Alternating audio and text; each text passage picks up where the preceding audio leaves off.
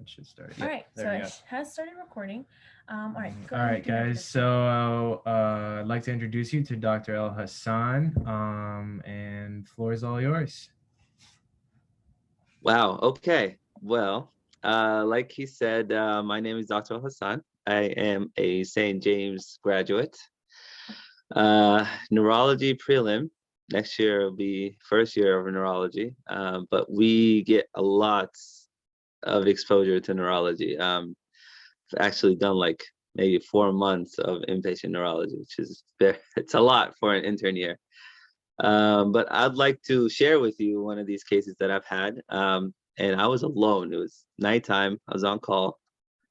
So here we go. And I'll just kind of tell you just a brief history that I got in the ED, and we'll try and diagnose it all together. Okay. So she was a 62-year-old Hispanic female. Um, she had past medical history of diabetes, hypertension, hyperlipidemia, and her presenting symptoms were altered mental status, memory problems since December. So all this time she was complaining of altered mental status, memory problems, and her family were worried about the pandemic of COVID, and so they didn't bring her into the ED until a month or a month and a half later is when we saw her.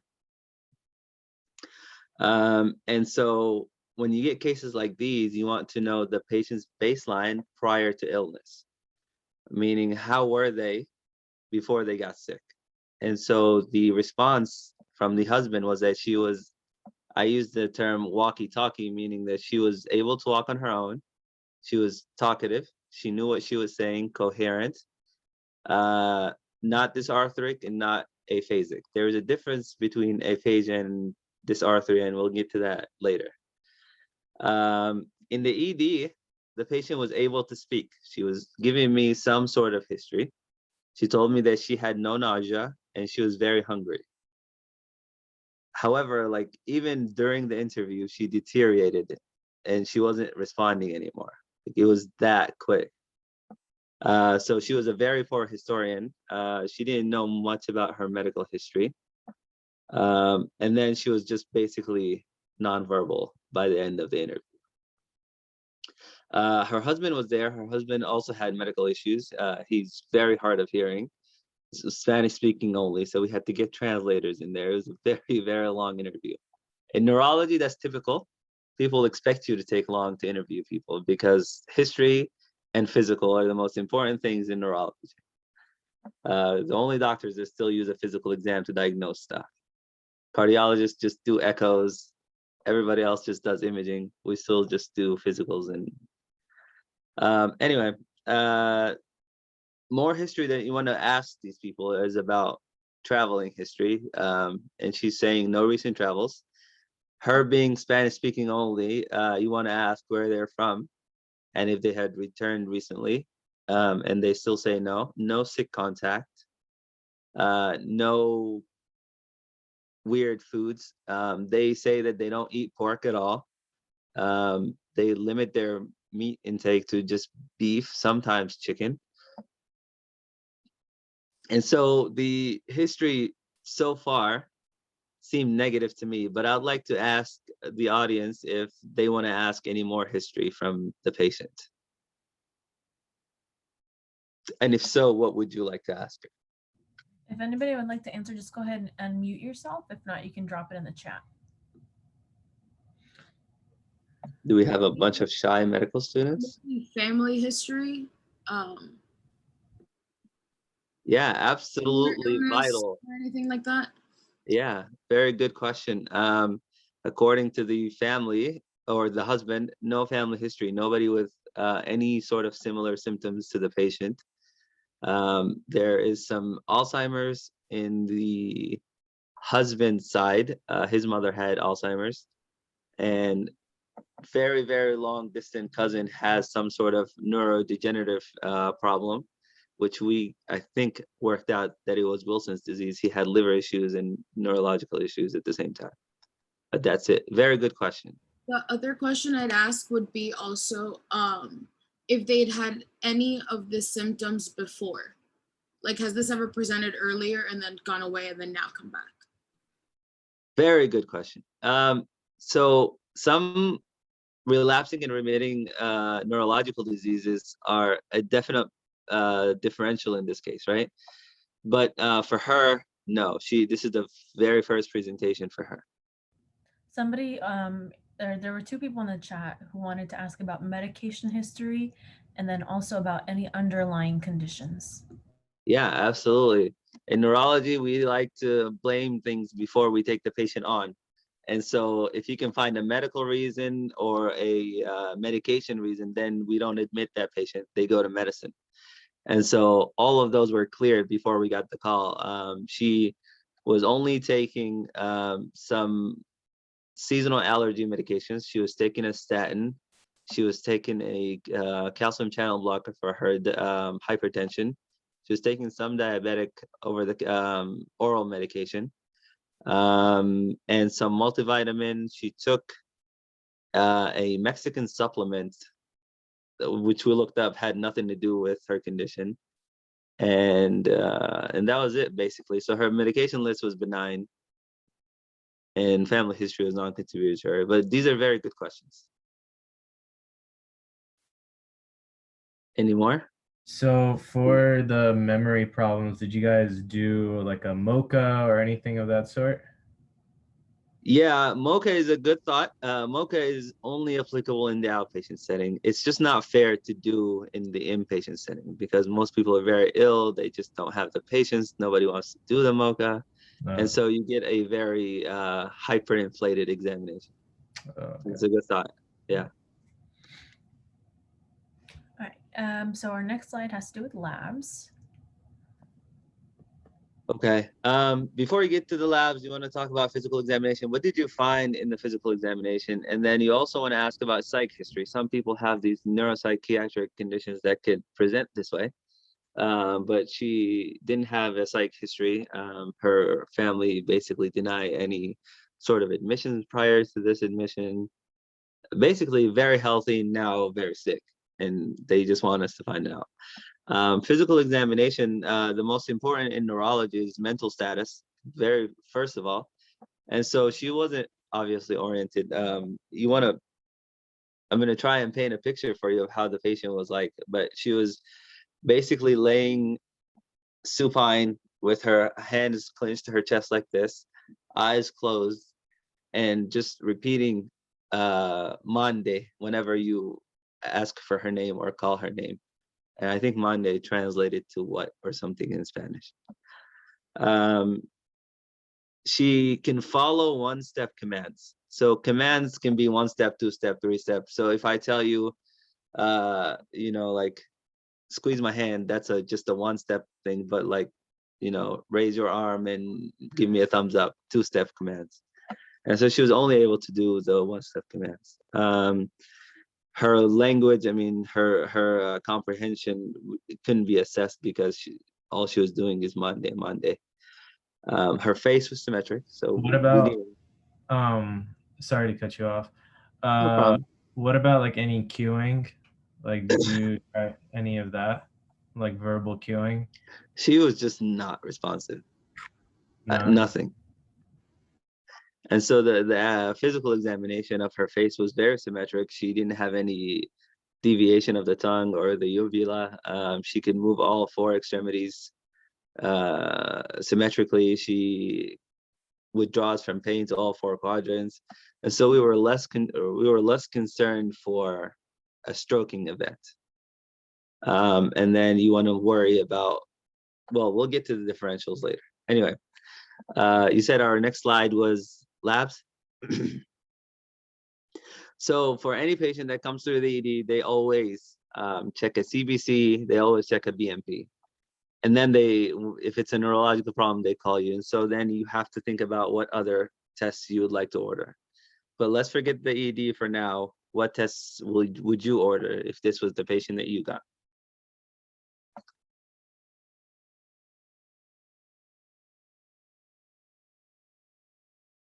I mean, right off the bat, I would just go in with CBC and with CBC right off the bat. And what would you be looking for? Any sort of like abnormal white count? So you're thinking infection, okay? What about you? Um,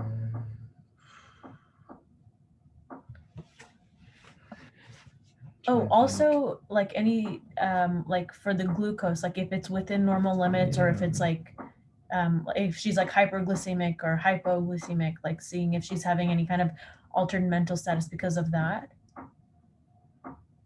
Right? So you're gonna order just a glucose level or like something else, or what tests would you order? You said the CBC, Right. glucose check, okay? Would you want to look at any liver enzymes? So okay, very Just for the possible. purpose of like the hyperlipidemia and all that, or So liver enzymes, or are you looking at like ammonia levels to cause her altered mental status? ammonia? Yeah, because you said yeah. Or check the vitamin, I check electrolytes that could cause problem to her. Which electrolytes in particular? I'm thinking about sodium, Sodium. sodium below maybe. Hyponatremia can definitely cause it. Yeah. Very good point. And more importantly, hyponatremia can cause seizures, which then could have this post-ictal state that may present this way. So very, very good thought. Vitamins, deficiency, Which vitamins in particular? 12, foliate, I'm sorry? vitamin 12, B12. Vitamin B12 doesn't necessarily cause altered mental status, but it can cause neuropathies, for sure. What if you take like a brain scan to like detect like any tumors of any kind or like hemorrhages? Yeah, after you get labs, then you want to think about imaging, but you want to have a differential so that guides you to which image that you would like to get. So far, we say CBC, we're looking for infections, right? How about like a BMP, looking for kidney injuries? Like elevated creatinine can cause altered mentations, especially in the elderly. You can check UAs for UTIs. Those can cause altered mentations in the elderly. You can check calcium levels, checking for hypercalcemia, which can cause altered mentations. You can check urine drug screens. Some people just take drugs and come in all messed up. You know, but those are like the basic things that you want to check in the beginning, okay? And then when you basically from physical examination, you can gauge that this person is drugged up or this is like a primary neurological issue. And so it seemed like this may be a primary neurological issue. So we went ahead with the lumbar puncture. This is something else that you want to keep in mind. It's one of the neurology tools that we generally test most or very often. So her LP results I put in the slides, but I think the protein was, I wrote it down in this piece of paper here. Glucose was 98. Protein was 41.8. Her WCs was 0.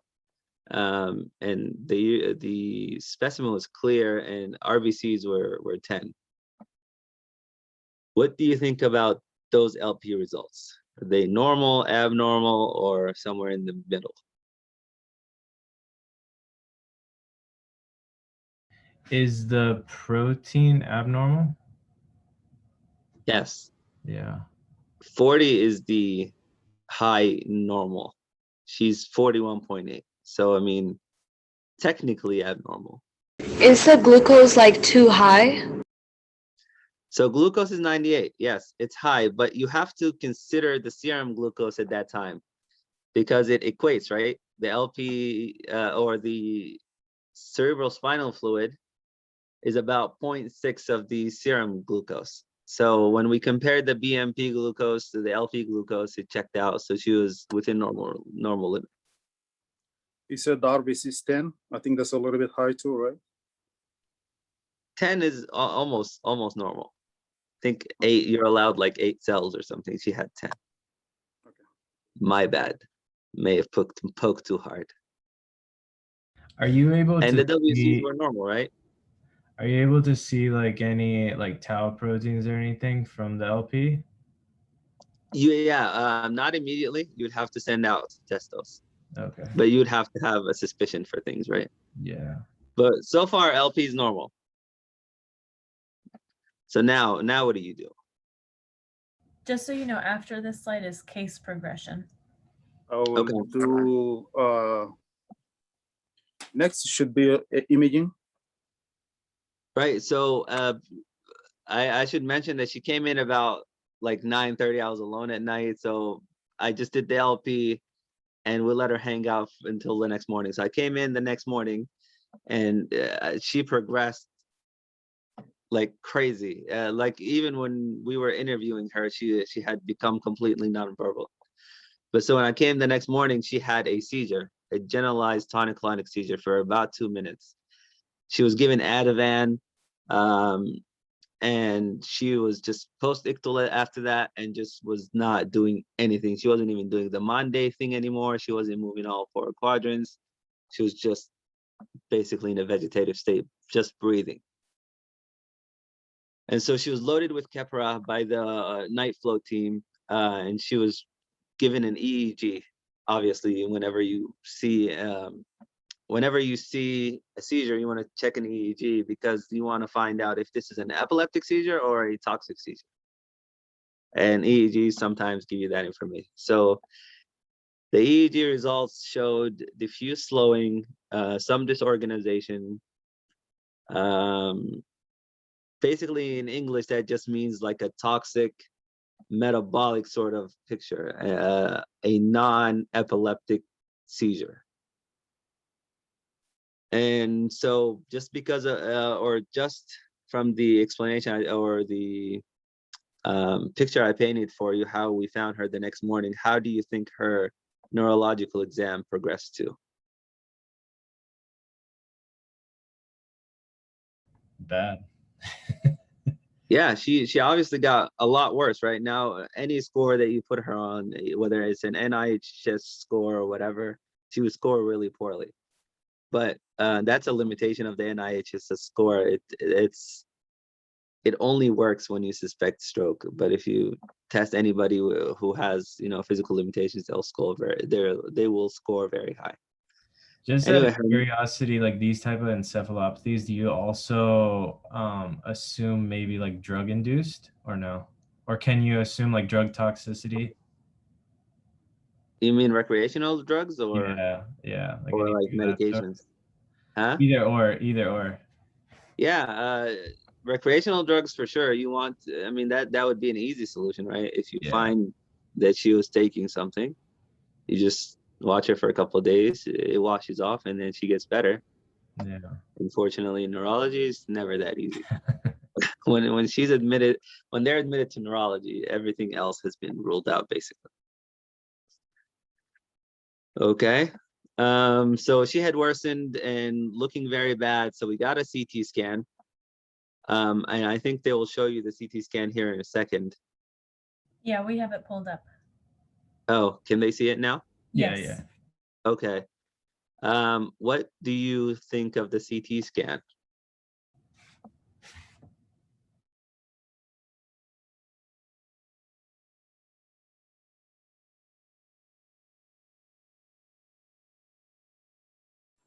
Are those Is that calcifications? Yeah. I'm sorry? Are those calcifications? Very good. They are calcifications. But so a person that has calcium in their head why do they get altered? And why are the calcifications so well circumscribed? Why are they so spread out? Why Sorry? they're circumscribed to you? I'm sorry? I was gonna ask why they were so well circumscribed to you. Oh, you're gonna ask me? Okay, that's fair. Is it based off of like vessels in that area? I think it's like a cyst, maybe. Cyst is another good thought. What does it make you worry about? Does it look like MS? It's very organized to be a mess, and it's not right in the middle. Right, and MS is a demyelinating disease, usually messing with only the white matter, and it looks like it's very patchy, right, or plaquey. And is this only in the white matter, or is it also in the gray matters?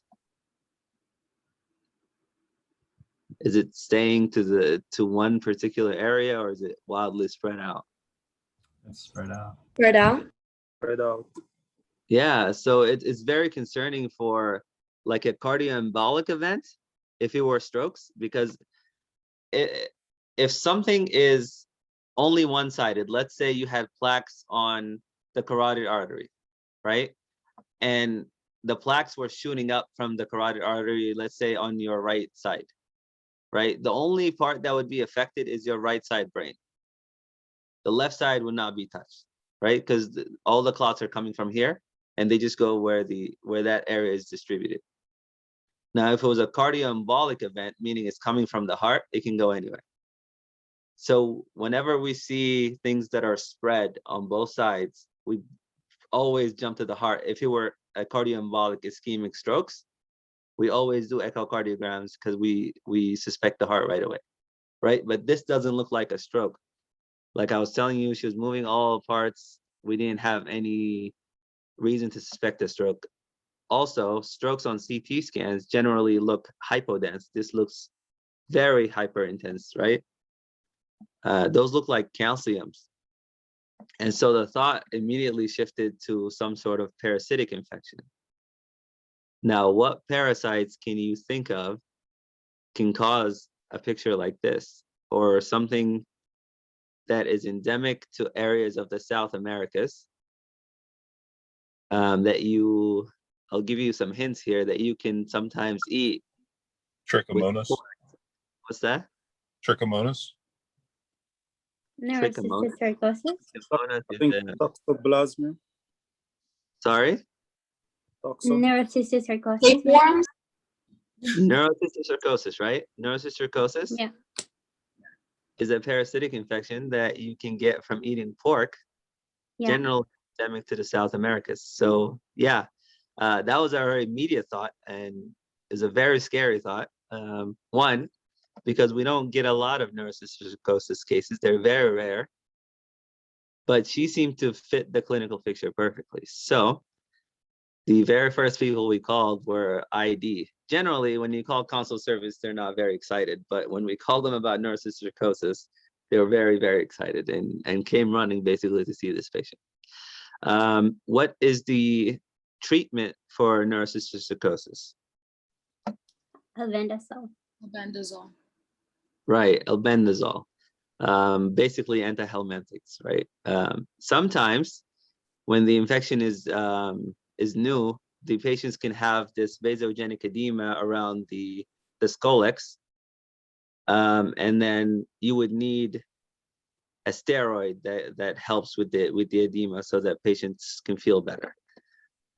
Which steroid is used for vasogenic edema, meaning which steroid can cross the blood-brain barrier? Dexamethasone. Yeah, very good. Yeah. So we started her on albendazole and dexamethasone. Why does neurocystic sarcosis have these calcifications? What calcifies?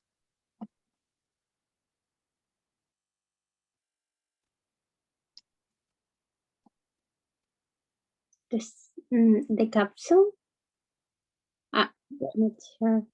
Yeah, it's basically the parasite, right? As soon as they die, the scolex will kind of just die, and then they'll just calcify and get old and things like that. So that signifies that the infection has been going on for quite a bit. Maybe the month period that they didn't bring her in had kind of already taken its toll.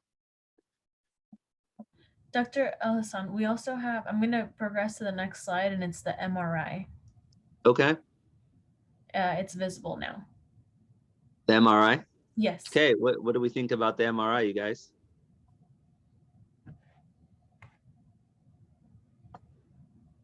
Is this the MRI that was tilted? No, let me see. There's this one. And you had told me there's one that's like 10 days. They're like 10 days apart. So I think this one was 10 days. Let me just double check. Here, look here. Yeah, this one, it was within 10 days of the first visit. And then this one was the first visit. Okay. Yeah. So she had an MRI done, and while she was in the MRI machine, she seized again. Oh. And so basically that MRI was basically useless, and we couldn't see anything because when you seize, people just tend to move, and then you can't get real penetration into the brain, and then you can't see anything. And so we had to control her seizures, and we were giving her Ativan, Keppra, all the works to try and control her seizures. And then she was post-ictal again, and so it was very bad. And she kept seizing even on the Keppra, so we put her on Vimpat. She kept seizing on those, and so we put her on a total of 3 different anti-seizure medications, and it took almost 10 days to control those seizures before we can get a real MRI. All right. So then after the 10 days. Yeah, so let's get these to were that the- MRI. All right. That's where we're at now. Okay. Now, what do you think of this MRI? I say this like I can see it, but what? I think if you're on your phone, you can swipe to the side and you should be able to see. Okay, yeah, I Okay. see it. Very good. All right. There you go. All right, awesome. So what do we think of this MRI? Look like she's responding to medication. Small. Not quite. I mean, can you pull up a picture of a normal brain MRI? Yes. Give me 1 second.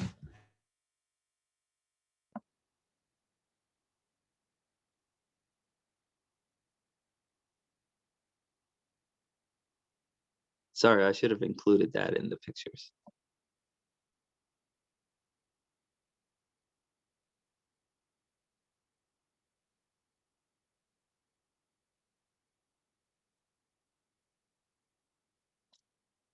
Type in coronal flare.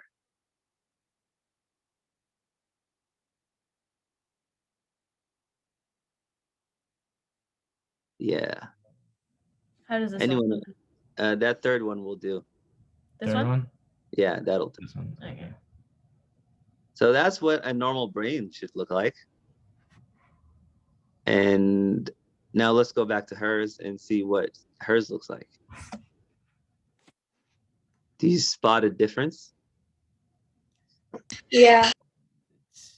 What do you see? Oh, it looks like it's thinned out, like atrophy. At least in the frontal lobe, a little bit looks atrophied. Yeah, that's true. Yeah. What else do you see? It's a lot brighter. I don't know how to say it in medical terms, but I feel like Somebody just said something that was correct, but very quietly. So I was saying I didn't know how to say it in medical terms, but it seems like there's like a discoloration, like it's like more white and like yeah. Yeah, it's severely bright, right? That is not a normal MRI signal.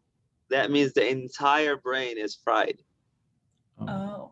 This is all pathology. A brain should not be that white. Wow. And her entire brain has issues. But before we get to the white stuff, do you spot some holes? Look at the left occipital lobe there. There's a hole. Yeah. Right? Is it this here? Sorry?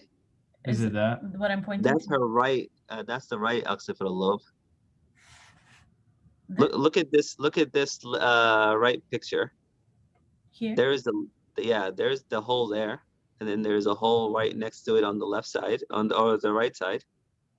There? There are basically holes everywhere. She is kind of like a Swiss cheese type of brain. Also, I don't know if you can see it. This is the hippocampus, right?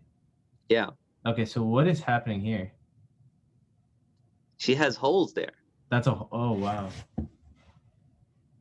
Okay. She has holes everywhere. Wow.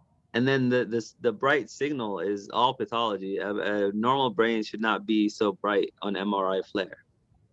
Yeah. Wow. So does that worry you? What do you think when you see things like this? It looks like the entire brain is affected. It's not just like a specific part. So like now it's harder to like do anything.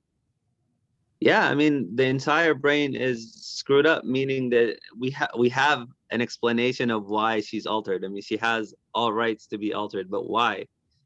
I mean, I What think causes? wouldn't it have been also because of the 10 days of seizing, worsening? Very, very good point. Yeah, seizure will definitely do this for sure.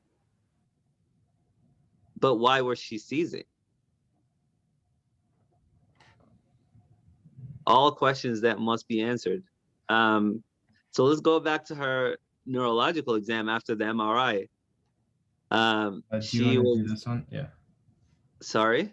This Oh, one I right, think yeah, was I can after. see things now. That's right. Yeah, so basically her neurological exam was basically stable. She was a vegetable, not a vegetable. She was not moving anything. She was nonverbal, just eyes closed,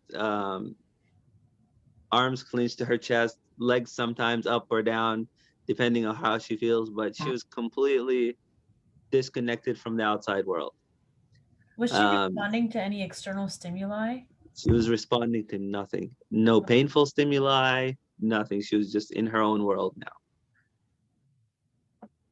She wasn't having any more seizures, but she's just not improving. Very encephalopathic. Some of her CSF workup has come back, like her HSV. Her HSV came back negative. We continued her on the Keppra. We continued her on albendazole. We continued her on the steroids.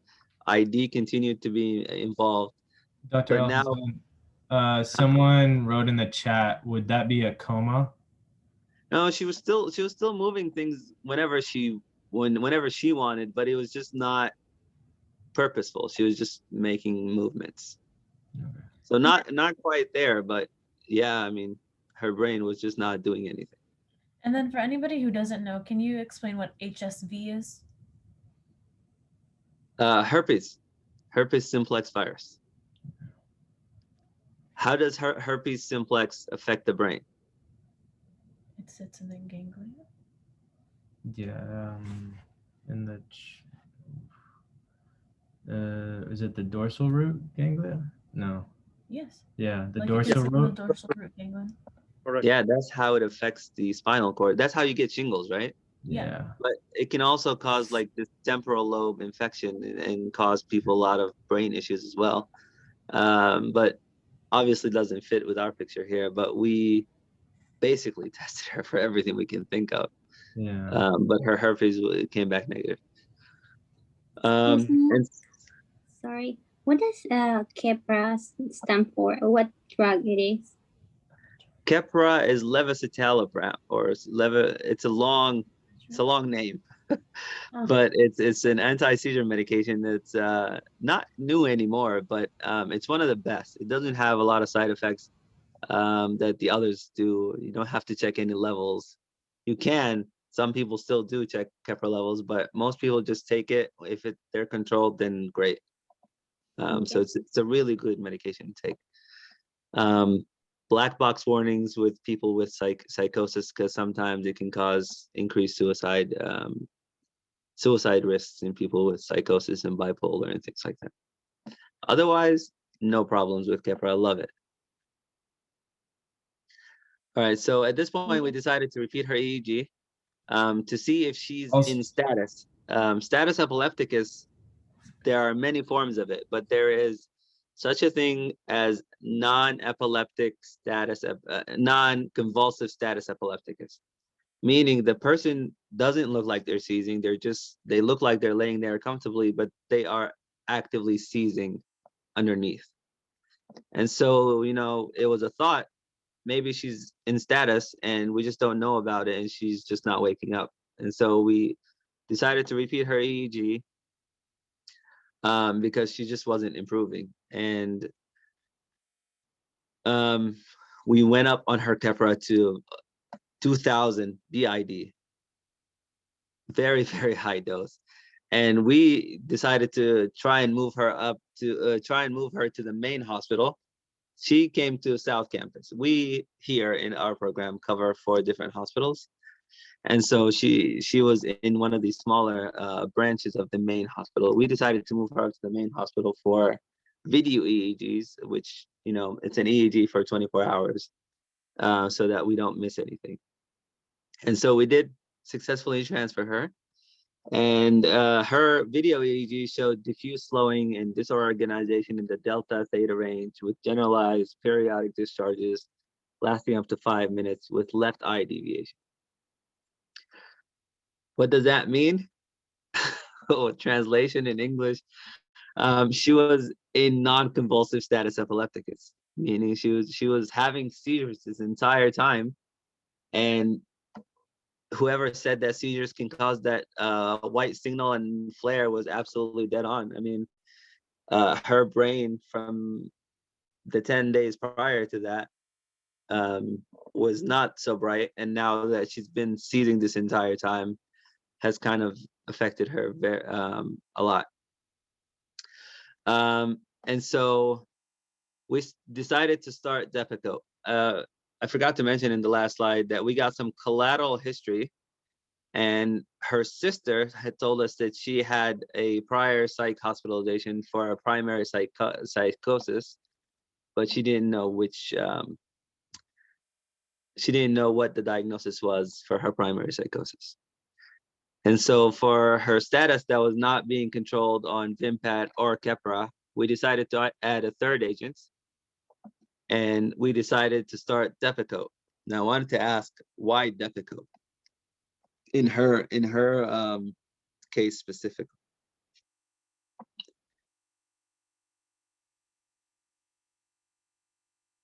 What is Depakote? Depakote is valproic acid.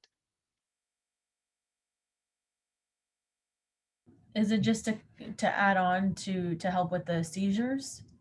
Right, it's an anti-seizure medication, but the question was, why choose Depakote specifically? Well, I mean, there are many others like carbamazepines or, you know, many other anti-seizure medications. Why choose Depakote in her case? Why is it a good idea to choose Depakote? Because Depakote otherwise is a terrible drug, right? You have to check levels. It's very flimsy sometimes. It's subtherapeutic. It's like warfarin, right? You don't want to use those things unless you absolutely have to. Doesn't it treat like the wide spectrum of seizures? It's not narrow, right? It's not narrow. It is one of the older ones, so that's a good point. But also were you taking into consideration her prior psych hospitalization to treat for possible absolutely bipolar? valproic acid is used for mood disorders as well, not just seizures. So we figured, you know, kill 2 birds with 1 stone, treat her primary psychosis and treat the seizures, and hopefully we get her to wake up. And so, yeah, very good point. How does she progress from there on? I mean, now we're treating the status epilepticus. She should wake up. Nope. She gets worse. Neuroexamination keeps getting worse. She's now completely blind, completely aphasic. And so we decided to repeat LP, repeat MRIs. At this point, her family is frustrated. They want to get her out of the hospital because they think we're not doing all that we can. Fortunately, she didn't have insurance, so she couldn't go to any of the other hospitals. She had to stay. She couldn't sign AMA. Families were not allowed in the hospital. It was just a mess of an admission. But the repeat LP, at this point, we were wondering what other differentials could be. And I'm going to ask you just quickly if you can remember, or if you can think of any differentials for someone in her case.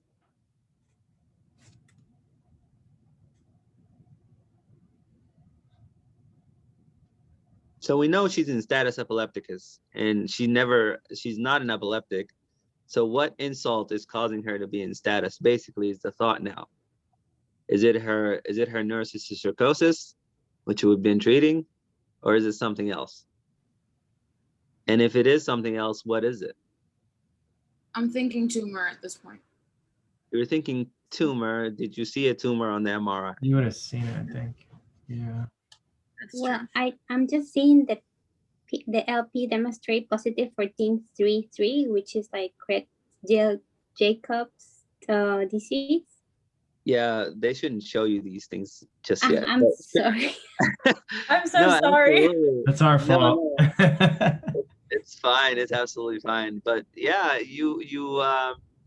that's definitely one of the differentials, right? Creutzfeldt-Jacobs, especially for someone who came in basically verbal, and within 10 or 20 days is completely nonverbal and status epilepticus, is now blind.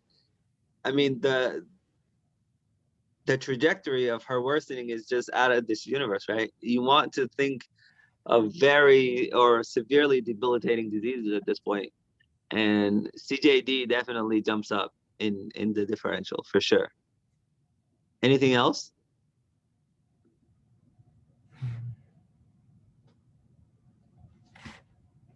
In young people, you can think anti-NMDA. You can sometimes think of MS, even though it doesn't really progress so quickly. But yeah, at this point, the differential is basically very, very narrow. We were very set on CJD at this point. So we sent her new LP out for 1433, enolase, SN100, basically all of the markers for CJD. And her LP showed positive 1433. It was positive for enolase. Her RT quick was also positive. And so at this point, we had a definitive diagnosis, which was Creutzfeldt-Jacob's disease. Now, you have a diagnosis. Unfortunately, a lot of diseases in neurology are diagnosed and adios, right? It's just, you know the diagnosis, it's just not much to do. And comes the hard part of telling the family of what you found, and you know that their loved one is basically not going to make this one. And so it's a lot of family care as well as patient care. And so obviously the prognosis is very, very grim. And we spoke to the family about moving her to comfort care. A lot of families take a few days before they can make that decision. I mean, it's you know, letting go of a mother or a father or whatever the case may be. And sometimes it can take a few days, but eventually they made the decision to move her to comfort care, which was very appropriate. And so we put her on benzos and opiates and stuff to try and get her as comfortable as possible. But no escalation of care, meaning that if a person starts to seize or they go into status or whatever, we just don't intervene and let nature take its course, basically. And so eventually she ended up passing away, which is a very, very tragic ending to this case. She was very interesting, though, when she first came into the ED.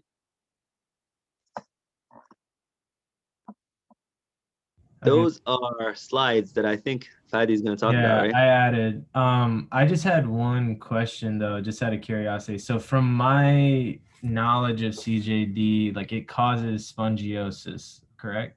Yeah. So how do you explain the hypercalcification? Like, how do you explain that? Like the Yeah, she had neurocystic psychosis in the past. Okay. Okay.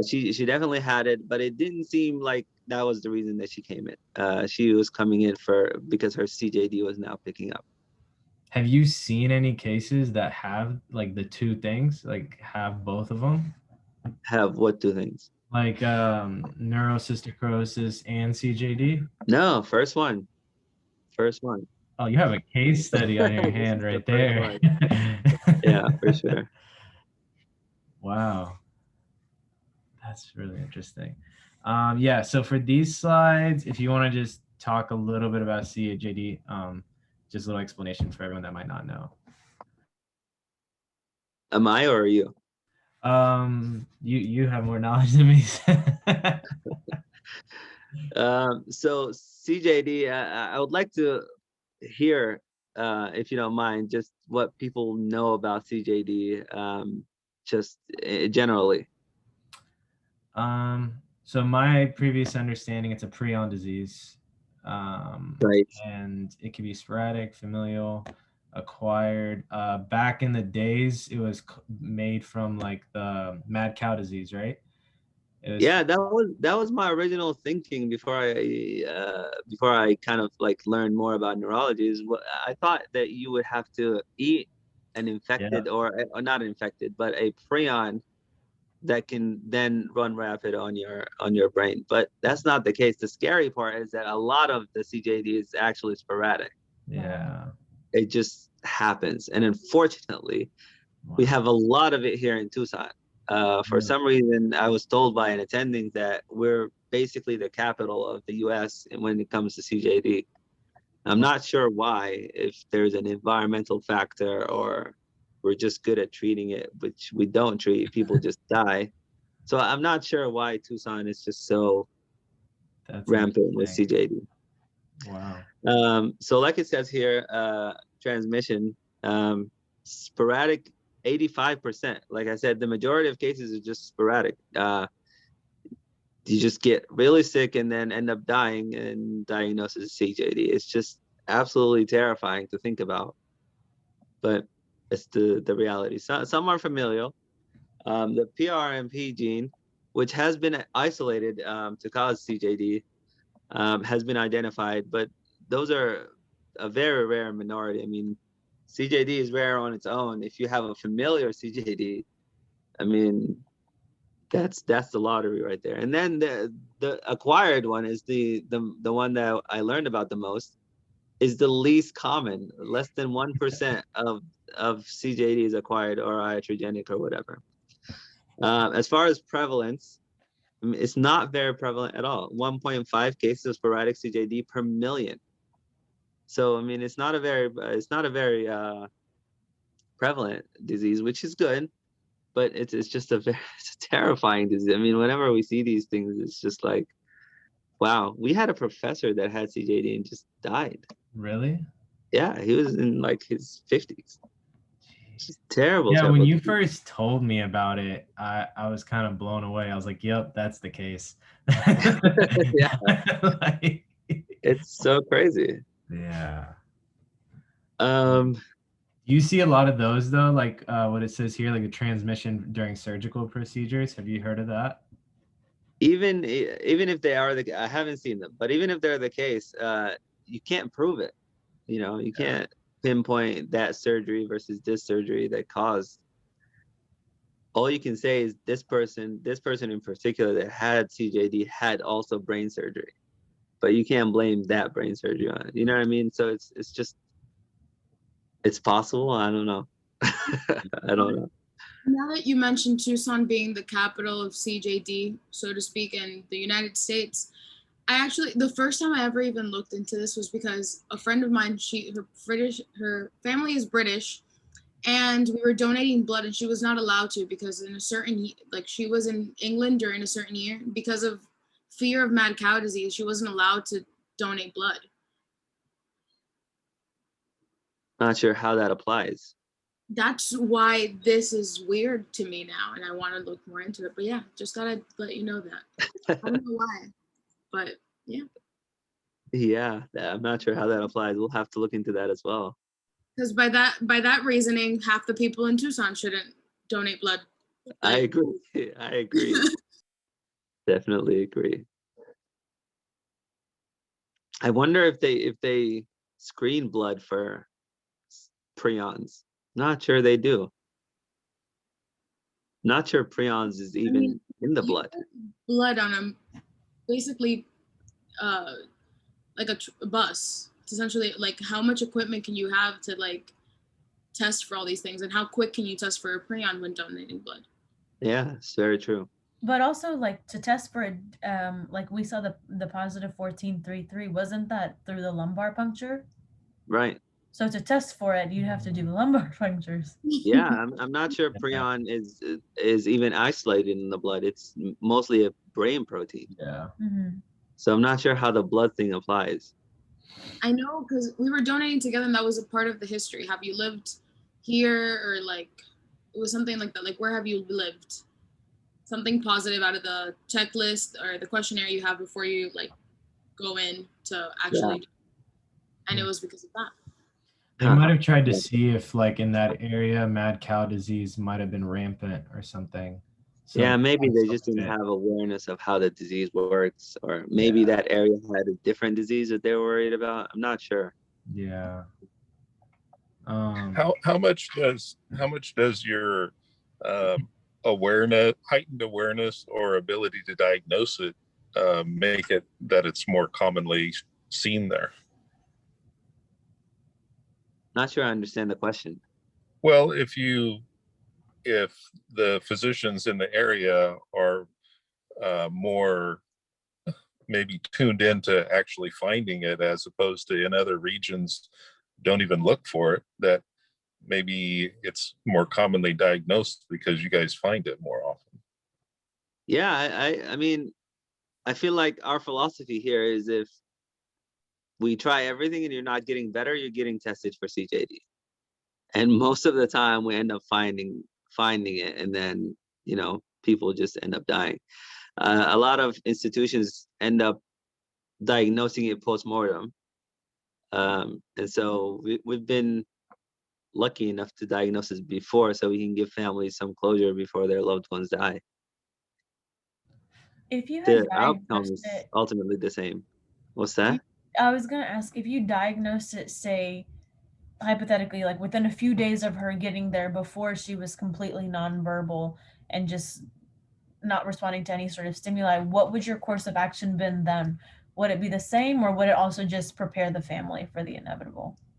No, yeah, we would get the family in, talk with them, and make arrangements to have her do home hospice, meaning that she goes home with her family and we give her those medications, and then she can just die at home. Okay. Or whatever they prefer.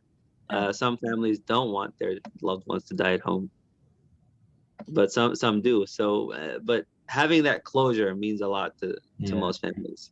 Of course. Do you have to let the Prion Center like let them know about these cases? Like, do you have to document them?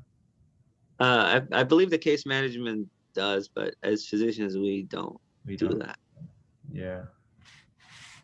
I just remember, like, when I worked in a neuropath lab, like if you try to like work on a brain that had prion disease or CJD, you have to wear like double gloves, like you have to go through a whole thing. Yeah. I mean, even if you inhale a prion, it can cause it. And so I'm not sure it's worth working at a brain lab, to be honest with you. I would never do it. And then this is just testing, like you said, like imaging. These are some of the images, some hyperintensity.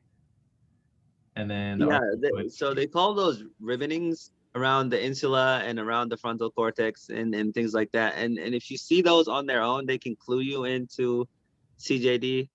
I've never seen it be so clear cut and just beautifully outlined. This is basically giving you the diagnosis. Never happens this way.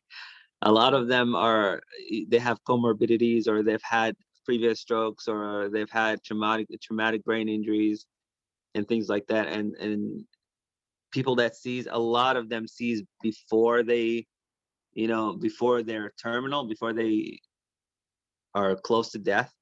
And seizure causes with the signal, and it just never looks quite so beautiful.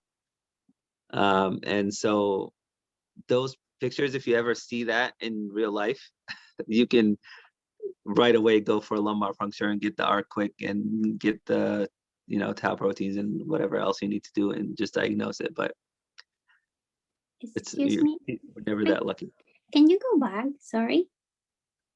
The picture A is not the sign of the hockey. The sign of the what? Hockey stick, I think.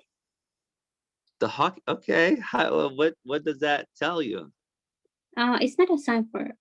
I think it's a sign for JCD, right? CJD. Yeah. Sorry. Yeah. Yeah. Like I said, those are like textbook, right? Mm-hmm. You can. Yeah. They have signs like the hockey stick for sure. But again, those are never seen. But yeah, good pickup.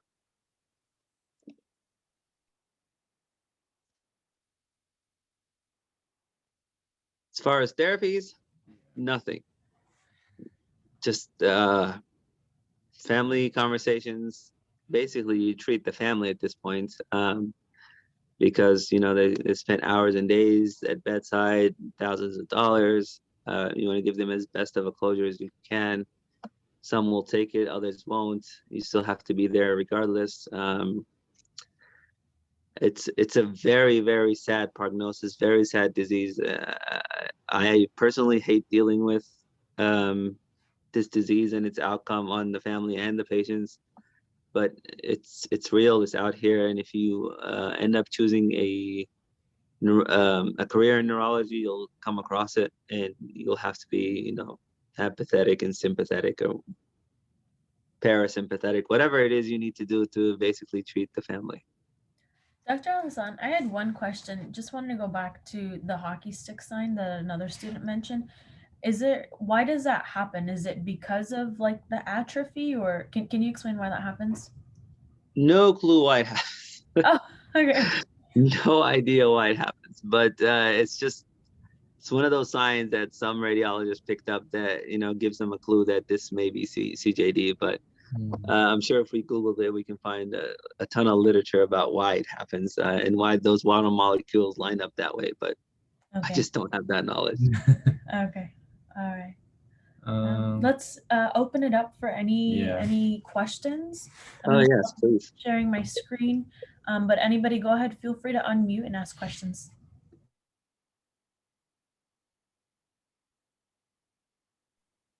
I'll start it off. Oh, go ahead now. Have you heard some treatment about this disease, like research that they are thinking about, like for example, the gene you were talking about? Have you heard about some news for some therapeutic approach?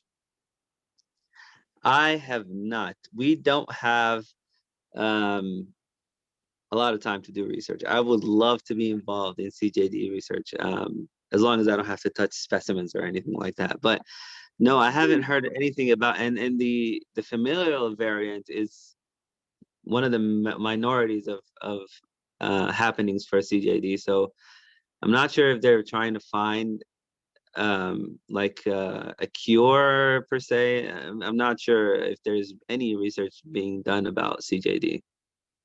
I really hope so. It's a terrible, debilitating, lethal disease. Maybe you could be the one that finds the cure. I don't know. Make millions.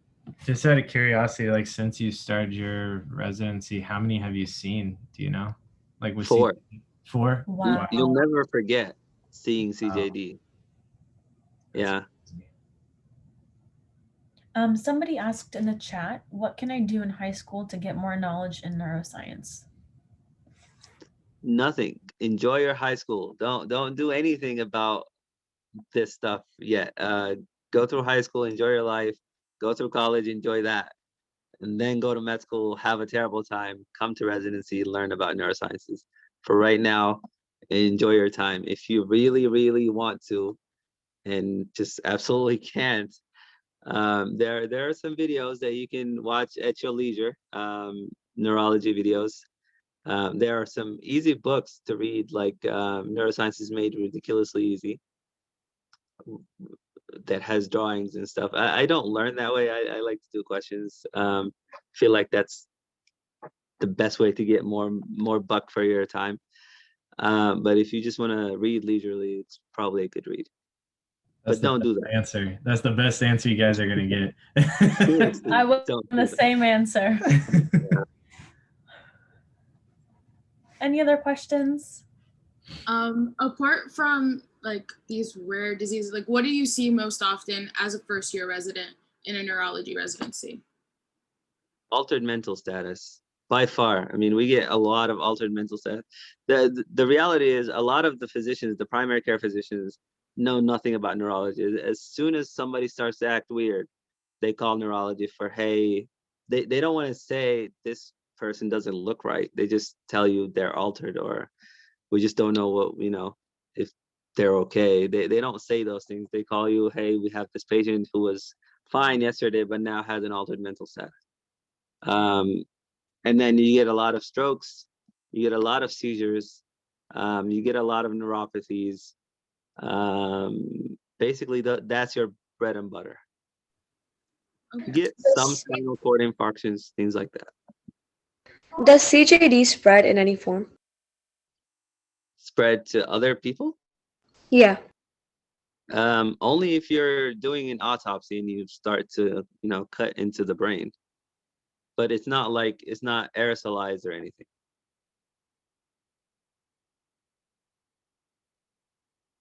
All right, if there's not any more questions, I'll wait a few minutes or a few seconds. If there's not any more questions, we can go ahead and wrap up. Yeah. Thank you so much for taking time out of your day, Dr. Elhassan. Means a lot.